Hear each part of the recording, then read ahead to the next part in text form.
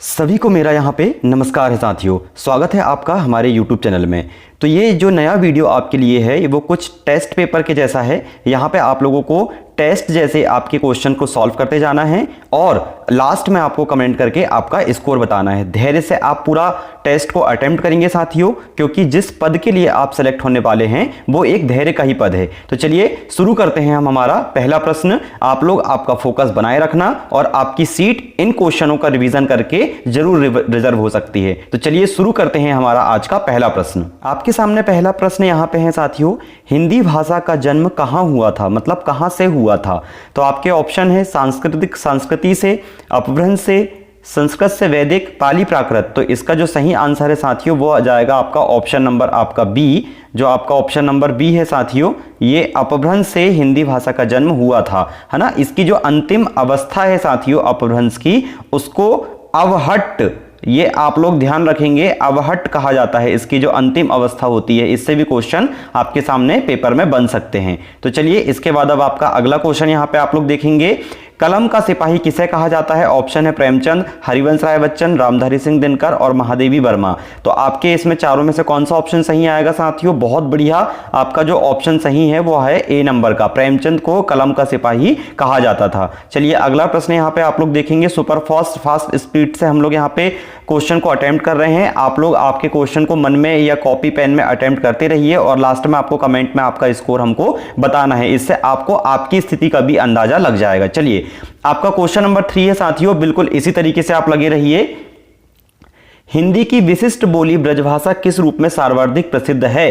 तो आपका ऑप्शन है तकनीकी भाषा, राजभाषा, काव्य भाषा या राष्ट्रीय भाषा। तो इसका जो सही उत्तर है साथियों वो है आपका सी नंबर का आपका ऑप्शन काव्य भाषा इसका सही उत्तर है ना। ब्रजभाषा किस रूप में सर्वाधिक प्रचलित है, काव्य भाषा के रूप में। चलिए आपका अगला क्वेश्चन, हिंदी का वर्तमान स्वरूप क्या है। ऑप्शन है ब्रजभाषा, अवधी, देवनागरी या चरण बोली। तो प्रश्न नंबर 4 का आपका जो सही उत्तर आ जाएगा साथियों वो आएगा ऑप्शन नंबर आपका डी, चरण बोली वर्तमान स्वरूप हिंदी का है। चलिए इसके बाद हम लोग अगला प्रश्न यहाँ पे देखेंगे, प्रश्न नंबर 5वां, निम्नलिखित में से कौन सी पश्चिमी हिंदी की बोली नहीं है।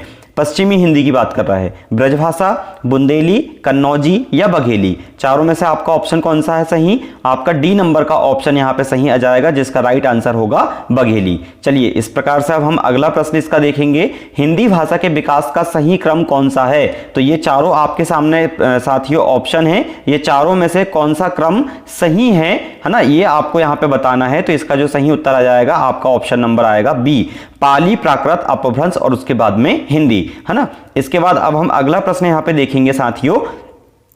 अगला प्रश्न आपके सामने स्क्रीन में है, हिंदी में स्वतंत्र रूप से बोले जाने वाले अक्षरों को क्या कहते हैं। तो आपका जो उत्तर आएगा साथियों वो आएगा इसमें कौन सा, ए नंबर का। कभी भी आपसे अगर स्वतंत्र रूप की अगर बात की जाएगी साथियों, तो हिंदी का जो सबसे छोटा स्वरूप होता है स्वर, उसकी यहां पे आपको आंसर को टिक करना है। चलिए अगला क्वेश्चन यहां पे हम लोग अटेम्प्ट करेंगे, क्वेश्चन नंबर 8वां, सबसे उत्तम रस किसे माना जाता है। तो आप लोग ने इसको बचपन से पढ़ते चले आए हैं साथियों। सबसे उत्तम रस जो होता है, हमेशा कभी भी जब आपसे सर्वोत्तम पूछा जाएगा रसों में, तो आपका हमेशा श्रृंगार रस ही ऑप्शन में आपको टिक करना है राइट ऑप्शन में, जैसे कि आप लोग देख सकते हो ए नंबर का ऑप्शन। चलिए इस प्रकार से अब हम अगला प्रश्न देखेंगे, किस हिंदी फिल्म की शूटिंग पहली बार विदेश में हुई थी। इस प्रकार के क्वेश्चन कुछ समय पहले से पेपर में आना स्टार्ट हो चुके हैं, इसलिए हमने इनको मोस्ट इंपॉर्टेंट क्वेश्चन की कैटेगरी में शामिल किए हैं, क्योंकि ये कुछ नई वैरायटी है प्रश्न की, जिनकी आने की संभावना आपके पेपर में ज्यादा होती है ना।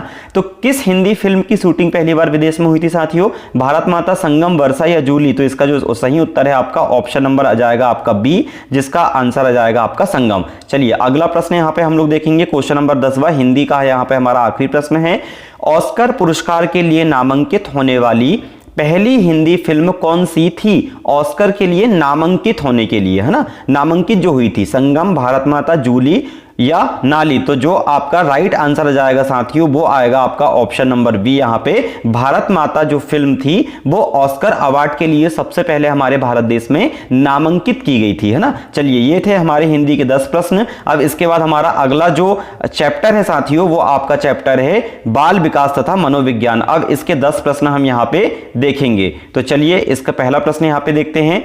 पहला प्रश्न आपके सामने स्क्रीन पे ये है साथियों, एक पूर्व विद्यालय बालक कहता है सूर्य आज उदास है। बालक निम्नलिखित में से किस संप्रत्यय की अभिव्यक्ति कर रहा है? पूर्व विद्यालय का मतलब जो विद्यालय नहीं गया है ना। सजीव चिंतन, केंद्रीयता, पारंपरिकता या वस्तु स्थायित्व। तो इसका आपका सही उत्तर आ जाएगा सजीव चिंतन का वो बालक यहां पे प्रदर्शन कर रहा है ना। चलिए बहुत बढ़िया साथियों, इसी तरीके से आप लोग लगे रहिए और आप लोग ध्यान से पूरे क्वेश्चन में अपना फोकस बना के इसी तरीके से आपको रखना है। और अगर आपको ये क्वेश्चन किसी भी तरीके से अगर मदद कर रहे हैं तो आपको पूरी ईमानदारी से हमारे चैनल को सब्सक्राइब करके जाना है। चलिए प्रश्न दूसरा देखेंगे, निम्नलिखित में से किसका संबंध मूल दुश्चिंता एवं मूल शत्रुता के संप्रत्ययों से है? तो आपके ऑप्शन है Konrad Lorenz, Clark Hull, Karen Horney या C.G. युंग। तो चारों में से आपके सही उत्तर क्या जाएगा साथियों? आपका सही उत्तर आएगा आपका सी नंबर का ऑप्शन। सी नंबर का ऑप्शन क्या है साथियों आपके सामने?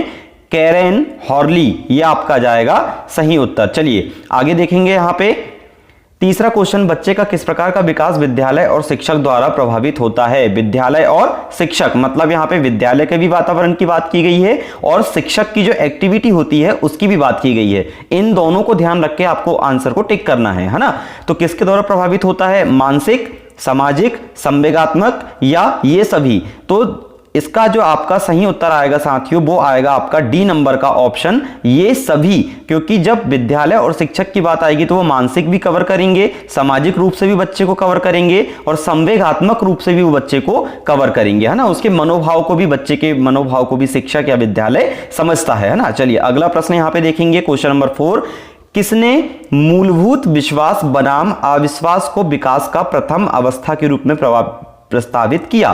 तो यहां पे ये चारों वैज्ञानिकों के नाम है, फ्रॉइड, पियाजे, कॉम और एरिक्सन। तो इसमें आपका सही उत्तर आ जाएगा साथियों आपका विकल्प नंबर डी, एरिक्सन। चलिए अगला प्रश्न यहां पे हम डिस्कस करेंगे, क्वेश्चन नंबर आपके 5 सामने स्क्रीन पे है। एक बच्चा सदैव दूसरों के प्रति सहानुभूति दिखाता है, यह आदत क्या कहलाती है? सहानुभूति, है ना, दया की भावना, सहानुभूति की भावना।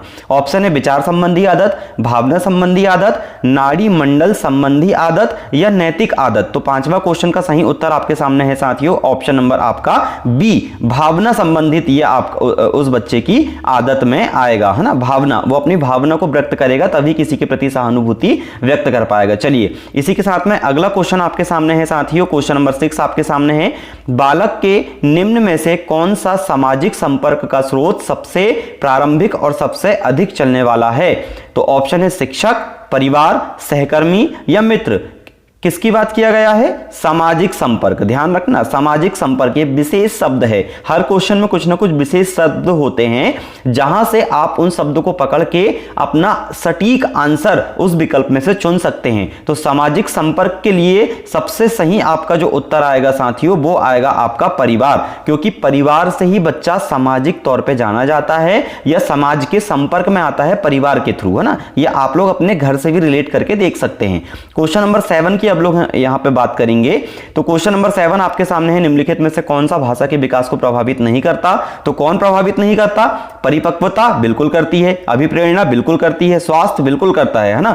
तो यहां पे आपका जो उत्तर आ जाएगा साथियों डी नंबर का, वजन और लंबाई। ये वजन और लंबाई का भाषा के विकास से किसी भी तरीके का कोई लेना देना नहीं है। चाहे किसी का वजन कम हो, है ना, कम हो या किसी का ज्यादा हो, उससे कोई भी फर्क नहीं पड़ता। लंबाई कम हो ज्यादा हो, उसका भाषा विकास बकायदा हो सकता है। चलिए अगला क्वेश्चन देखेंगे, बहुत बढ़िया, इसी तरीके से आप लोग भी लगे रहिए। कोहल वर्ग के सिद्धांत के अनुसार कौन सी अवस्था पर एक व्यक्ति का निर्णय दूसरों के अनुमोदन, पारिवारिक आकांक्षाओं, पारंपरिक मूल्यों एवं समाज के नियमों पर आधारित है? पूर्व पारंपरिक, पारंपरिक, पश्चिम पारंपरिक या पूर्व पश्चिम पारंपरिक? तो इस क्वेश्चन का आपका सही उत्तर क्या जाएगा साथियों? ऑप्शन नंबर आपका बी। चलिए ये मोस्ट इंपॉर्टेंट क्वेश्चन है हमारे सामने पूरे के पूरे। ये पूरे क्वेश्चन में आपका फोकस बिल्कुल भी इधर किधर नहीं होना चाहिए, है ना। चलिए 9 नंबर का क्वेश्चन, बालक के भाषा विकास में मुख्य योगदान देने वाली संस्था। इसमें सबसे ज्यादा इंपॉर्टेंट शब्द है ये मुख्य, क्योंकि ये पूरे के पूरे जो हैं वो योगदान तो देते हैं। चारों विकल्प आपके सही हैं, है ना। जब पर चारों में मोस्ट रूप से कौन सा सही है वो आपको यहां पे अंदाजा लगाना है। तो परिवार, विद्यालय, जनसंचार माध्यम या पत्र पत्रिकाएं। तो बालक के भाषाई विकास में सबसे ज्यादा उपयोगिता किसकी होती है साथियों? वो होती है आपके परिवार की, है ना। परिवार से ही भाषा का बहुत ज्यादा इफेक्ट बच्चों के ऊपर पड़ता है। आप लोग आपके घर के ऊपर से भी इसको एनालिसिस कर सकते हैं हैं कि हमारे घर में जो बच्चे हैं वो सबसे पहले भाषाई विकास हमारे घर से ही उनको मिला हुआ है। चलिए इस टॉपिक का लास्ट क्वेश्चन यहां पे हम लोग डिस्कस करेंगे। निम्नलिखित में से कौन सी संज्ञानात्मक प्रक्रिया है? संज्ञानात्मक, दिमाग से संबंधी बात हो रही है ना, किसी भी चीज का संज्ञानात्मक की अगर बात की जाएगी तो मानसिक चेतना या मानसिक विकास या उसको आप दिमाग से रिलेटेड टॉपिक भी समझ सकते हैं। तो आप यहां जब मैं दिमाग की बात करूंगा तो आपका सही उत्तर क्या जाएगा? चिंतन। आप लोग यहां पे आंसर में भी देख सकते हैं, बी नंबर का आपका इसमें ऑप्शन है। चलिए ये थे हमारे यहाँ पे अगले चैप्टर के 10 क्वेश्चन। अब हम यहाँ पे अगला चैप्टर देखेंगे जिसका नाम है हमारा, क्या नाम है साथियों, आप देख सकते हैं, पर्यावरण एवं ईवीएस। तो अब हम इसके अगले 10 क्वेश्चन यहां पे डिस्कस करेंगे। तो पहला क्वेश्चन आप लोग यहां पे देख सकते हो, पर्यावरण सब्जेक्ट का पहला क्वेश्चन क्या है साथियों? 1973 में आयोजित विश्व पर्यावरण दिवस, वर्ल्ड एनवायरनमेंट डे का पहला थीम क्या था, है ना? 1973 में आयोजित। तो ध्यान से सुनना है आपको option, only one earth, human settlements, desertification या गिव अर्थ ए चांस, है ना? तो यहां पे आपके चारों ऑप्शन में से सही आंसर क्या जाएगा? आपका ए नंबर का जो ऑप्शन है आपका ओनली वन अर्थ, ये ए नंबर का ऑप्शन आपका साथियों यहां पे करेक्ट ऑप्शन में आ जाएगा, आपका सही आंसर आ जाएगा। चलिए अगला प्रश्न यहां पे देखेंगे हम लोग। प्रश्न नंबर इसका दूसरा क्या है?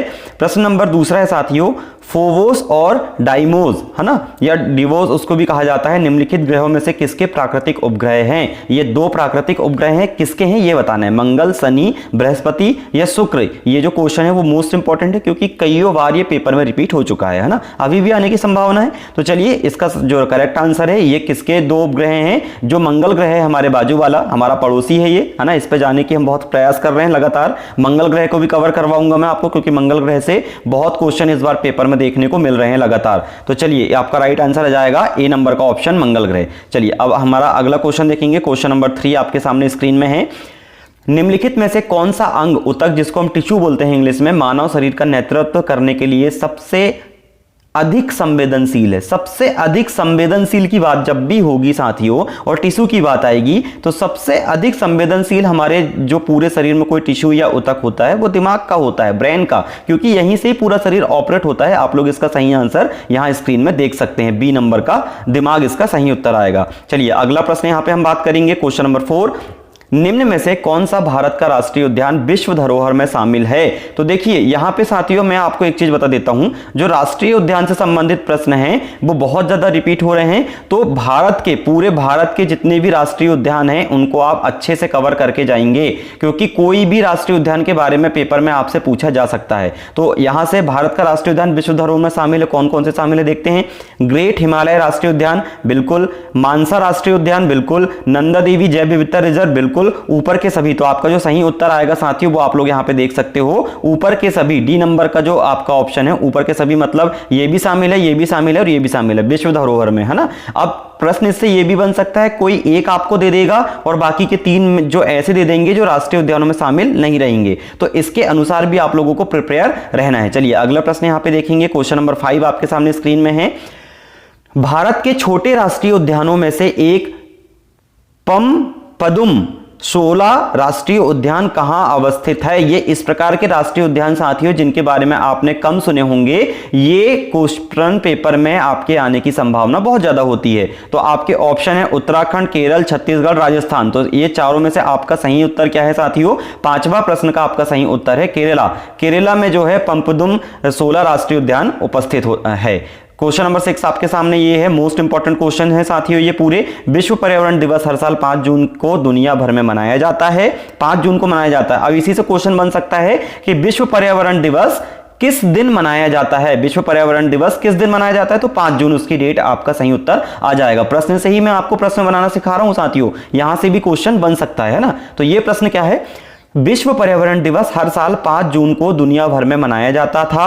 2023 वर्ष की थीम क्या थी? A tree for peace, B option है time for nature, beat air population या सॉल्यूशन टू प्लास्टिक पॉल्यूशन, है ना। तो इसकी थीम क्या थी साथियों? डी नंबर का आपका सही उत्तर आ जाएगा इसमें, सॉल्यूशन टू प्लास्टिक पॉल्यूशन, है ना। चलिए आगे देखेंगे यहाँ पे हम लोग। अगला प्रश्न आपके सामने 7वां नंबर का है, मोस्ट इंपॉर्टेंट क्वेश्चन है साथियों ये, क्योंकि राष्ट्रीय उद्यान के क्वेश्चन बहुत ज्यादा रिपीट हो रहे हैं अभी।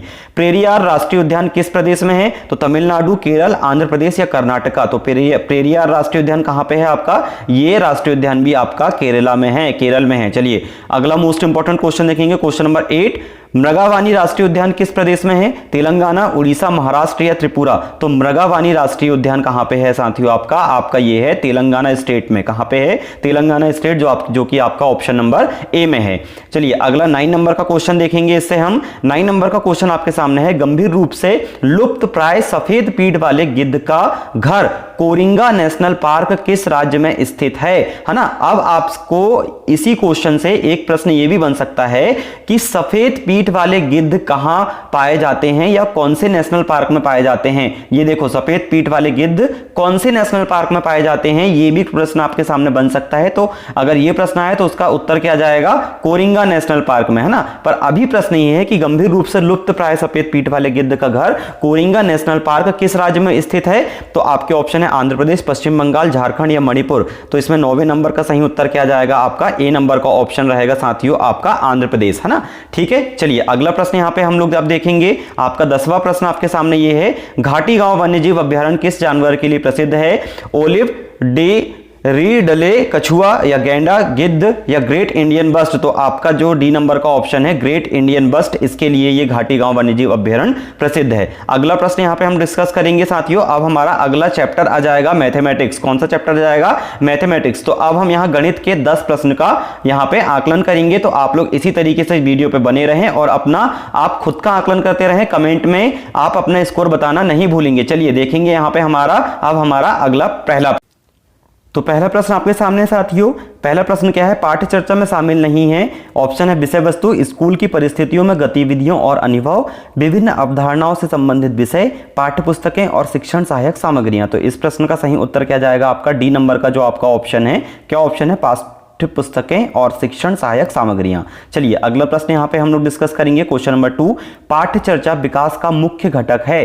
पाठ्य चर्चा की बात हो रही है। ऑप्शन है शैक्षिक उद्देश्य, विषय वस्तु, शिक्षण विधि या उपरोक्त सभी। तो प्रश्न नंबर दूसरा का जो आपका राइट आंसर आ जाएगा साथियों, वो आ जाएगा आपका डी नंबर का ऑप्शन, उपरोक्त सभी। चलिए बहुत बढ़िया, इसी तरीके से आप लोग अटेम्प्ट करते रहिए। क्वेश्चन नंबर 3, राष्ट्रीय पाठ्य चर्चा रूपरेखा 2005 के अनुसार गणित पाठ्य चर्चा खालिस्तान होना चाहिए। कैसी होना चाहिए गणित पाठ्य चर्चा? सुसंगत और स्थैतिक, महत्वाकांक्षी और स्थैतिक और गतिविधि पर केंद्रित, महत्वाकांक्षी और सुसंगत। तो आपका इसका सही उत्तर क्या जाएगा साथियों? आपका इसका सही उत्तर आ जाएगा महत्वाकांक्षी और सुसंगत। आपका डी नंबर का जो ऑप्शन है ये आपका सही उत्तर आ जाएगा। चलिए अगला प्रश्न यहां पे हम लोग देखेंगे। क्वेश्चन नंबर 4, गणित में अवधारणा त्रुटियों को दूर करने में शिक्षक छात्रों का सबसे अच्छा सहयोग कैसे कर सकता है ना। ऑप्शन है आपके सामने, एल्गोरिथम के चरणों को बार बार सिखाना, विभिन्न प्रश्नों के लिए समाधानों का प्रदर्शन करना, उच्च जोखिम वाले आकलन करना, विभिन्न शिक्षण तकनीकों और प्रतिनिधित्व का उपयोग करना। तो क्वेश्चन नंबर 4 का आपका जो सही उत्तर है वो है आपका ऑप्शन नंबर डी। क्या है? विभिन्न शिक्षण तकनीकों और प्रतिनिधित्व का उपयोग करना। चलिए बहुत बढ़िया। क्वेश्चन नंबर 5 यहां पे हम डिस्कस करेंगे। इंपॉर्टेंट क्वेश्चन है, निम्नलिखित में से कौन सा बच्चों को भिन्नों की कल्पना सिखाने के लिए सबसे उपयुक्त है? जियो बोर्ड, संख्या चार्ट, क्रिजनेयर छड़ या गिनतारा? तो आपका जो ऑप्शन नंबर सी है साथियों, क्रिजनेयर छड़, ये बच्चों को भिन्न की संकल्पना सिखाने के लिए बहुत अच्छी चीज है। इसका उपयोग आप लोग घर पे भी कर सकते हैं, है ना, बहुत सस्ती आती है। किन्हीं दो पूर्ण संख्याओं का योग एक पूर्ण संख्या है। पूर्ण संख्याओं के इस गुण को इस प्रकार उल्लेखित किया जाता है। किस प्रकार उल्लेखित किया जाता है? क्रम विनिमय गुण, साहचर्य गुण, वितरण गुण या संवरक गुण? मोस्ट इंपॉर्टेंट क्वेश्चन है क्योंकि ऐसे क्वेश्चन पेपर में भी बहुत ज्यादा पूछे जा रहे हैं, है ना। आपका सही उत्तर क्या जाएगा इसमें? संवरक गुण आपके ऑप्शन में है, वो डी नंबर ऑप्शन में है। ठीक है, अगला क्वेश्चन यहां पे देखेंगे। क्वेश्चन नंबर 7, इनमें से कौन सा विषय एनसीएफ 2005 के अनुसार प्राथमिक विद्यालय गणित पाठ्यक्रम का हिस्सा नहीं है ना। ऑप्शन ए है टाइलों की संरचना, दूसरा सममिति, प्रतिरूप या अनुपात। तो आपका जो सही उत्तर आ जाएगा वो आ जाएगा आपका अनुपात, ऑप्शन नंबर आपका डी। चलिए अगला प्रश्न यहां पे हम लोग डिस्कस करेंगे। Question number 8। क्वेश्चन नंबर 8 आपके सामने है, निम्नलिखित में से क्या गणित शिक्षण का एक संकीर्ण उद्देश्य है ना, छोटा संकीर्ण उद्देश्य है? संख्या और संख्यानात्मक संचालन व्यवहार में छात्रों को कुशल बनाना। बी ऑप्शन, छात्रों की सामान्यीकरण क्षमताओं को विकसित करना।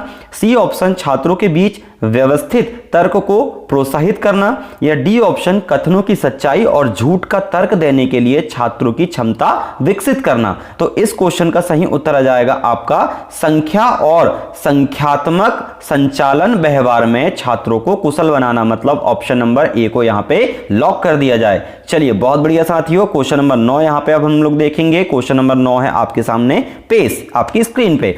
एनसीएफ 2005 के अनुसार गणित पढ़ाने के संकीर्ण उद्देश्य में शामिल है। तो क्या शामिल है? बच्चे की विचार प्रक्रिया का गणितीयकरण, संख्यात्मक से संबंधी उपयोगी क्षमताओं का विकास करना, गणितीय रूप से सोचने और तर्क करने के लिए बच्चे के संसाधन का विकास, या डी ऑप्शन समस्याओं को निरूपित करने और हल करने की क्षमता और दृष्टिकोण। तो आपका 9 नंबर का सही आंसर क्या आ जाएगा साथियों? ऑप्शन नंबर आपका बी, संख्यात्मक से संबंधित उपयोगी क्षमताओं का बच्चों में विकास करना। चलिए लास्ट क्वेश्चन देखेंगे मैथमेटिक्स से संबंधित चैप्टर का।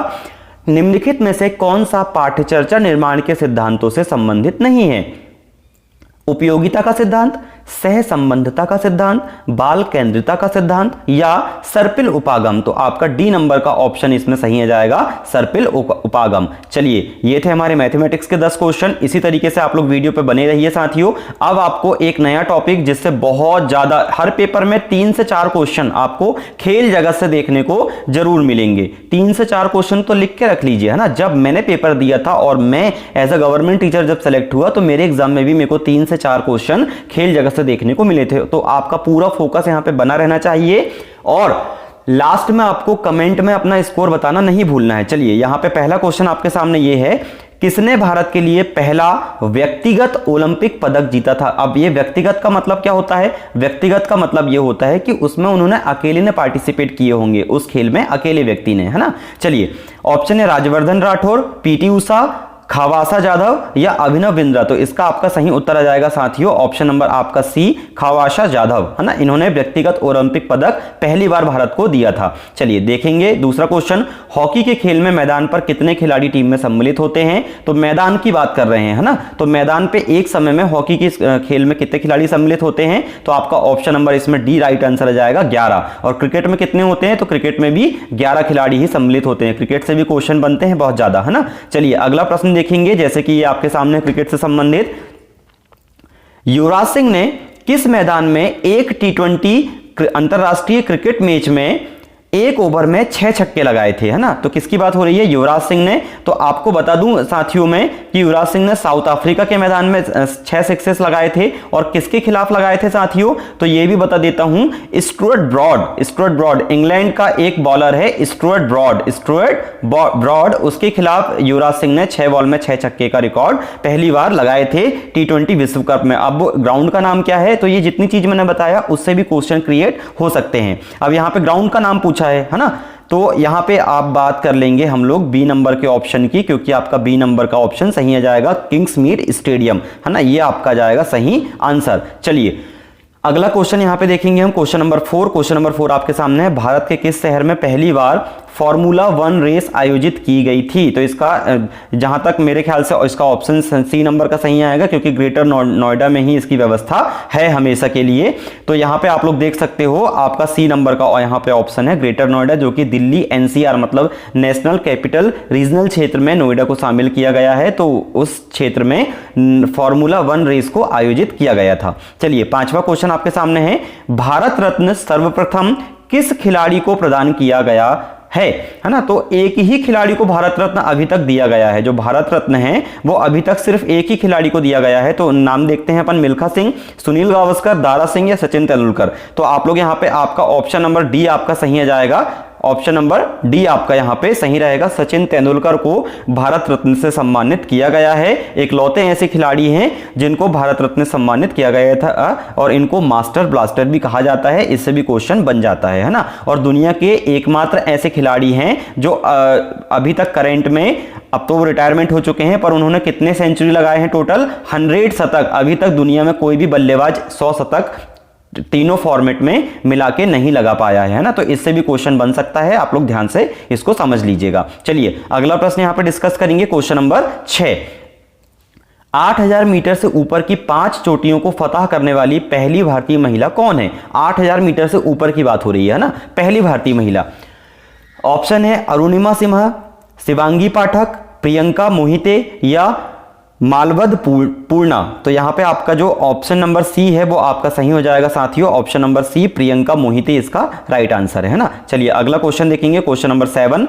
भारतीय क्रिकेट टीम ने किस देश की टीम को हराकर 2011 में आईसीसी ओडीआई क्रिकेट विश्व कप जीता था? अब ओडीआई का मतलब होता है साथियों वनडे, जिसको हम 50 ओवर का मैच भी बोलते हैं, है ना, 50-50 ओवर का मैच भी इसमें होता है। तो भारत ने कौन सी टीम को हरा के मैच जीता था साथियों? तो वो टीम का नाम है श्रीलंका, है ना। श्रीलंका को भारत ने हराया था और जिसमें एमएस धोनी, जिनका नाम है महेंद्र सिंह धोनी, इन्होंने 6 मारकर हमको वो मैच को जिताया था। और पूरी दुनिया के एमएस धोनी इकलौते ऐसे कप्तान हैं साथियों जिन्होंने आईसीसी की तीनों ट्रॉफी जीती है अपनी कप्तानी में। आईसीसी की तीनों ट्रॉफी, चैंपियन ट्रॉफी, वनडे विश्व कप और टी20 विश्व कप, दुनिया के इकलौते ऐसे कप्तान हैं महेंद्र सिंह धोनी। इनसे भी क्वेश्चन बिल्कुल बन सकता है, पहले आया भी हुआ है ना। चलिए क्वेश्चन नंबर 8वां आप यहां पे देख सकते हैं, पहला आईसीसी पुरुष क्रिकेट विश्व कप किस वर्ष खेला गया था? तो इसका जो राइट आंसर है साथियों वो है आपका ऑप्शन नंबर डी, 1975 में पहला पुरुष विश्व कप खेला गया था। चलिए क्वेश्चन नंबर 9 देखेंगे। क्वेश्चन नंबर 9 के पहले अगर आप लोग ने हमारा चैनल को सब्सक्राइब नहीं किए हैं तो पूरी ईमानदारी के साथ आप सब्सक्राइब कीजिए। अगर आपका सिलेक्शन हो जाता है तो आप पूरी ईमानदारी के साथ में अनसब्सक्राइब भी कर दीजिएगा, मुझे उससे कोई तकलीफ नहीं है, पर अभी आपका सिलेक्शन इंपॉर्टेंट है, इसलिए हमारे चैनल को आप सब्सक्राइब जरूर कीजिएगा। चलिए 9वां नंबर क्वेश्चन देखते हैं, very most important question. IPL की शुरुआत किस वर्ष से हुई थी? तो आईपीएल की शुरुआत साथियों हुई थी 2008 से। 2008 से आईपीएल की शुरुआत हुई थी, इसका आप लोग विशेष तौर पे ध्यान रखेंगे। और इससे और क्या क्वेश्चन बन सकते हैं कि प्रीवियस ईयर में, मतलब प्रीवियस ईयर में कौन सी टीम विजेता रही है, कौन सी टीम ने ट्रॉफी जीती है, इससे भी क्वेश्चन बन सकता है। कौन सी टीम रनर अप रही है, मतलब सेकंड नंबर में कौन सी टीम आई है, रनर अप, है ना, वो कौन सी टीम आई है, उससे भी क्वेश्चन बन सकता है। तो और पिछले साल कौन से खिलाड़ी ने सबसे ज्यादा रन बनाए हैं, उससे भी क्वेश्चन आपका बन सकता है। तो ये सारे क्वेश्चन पिछले कुछ पेपरों में आए हुए हैं। चलिए अगला क्वेश्चन देखेंगे, यहां पे लास्ट क्वेश्चन हमारे इस वीडियो का। महिला शतरंज विश्व कप रैपिड चैंपियन बनने वाली पहली भारतीय ग्रैंड मास्टर कौन है? तानिजा सचदेव, कोनेरू हम्पी, हरिका द्रोणपल्ली या भक्ति कुलकर्णी? तो इस क्वेश्चन का आपका जो सही उत्तर है साथियों वो आ जाएगा आपका कोनेरू हम्पी। तो ये रहे हमारे आज के पूरे 50 क्वेश्चन। अब आप हमको कमेंट में आपका स्कोर जरूर बताइए और इसी तरीके से हमारी वीडियो को आप देखते रहिए और हमें आप सब्सक्राइब जरूर करें। ये पूरा वीडियो देखने के लिए आपका बहुत बहुत धन्यवाद।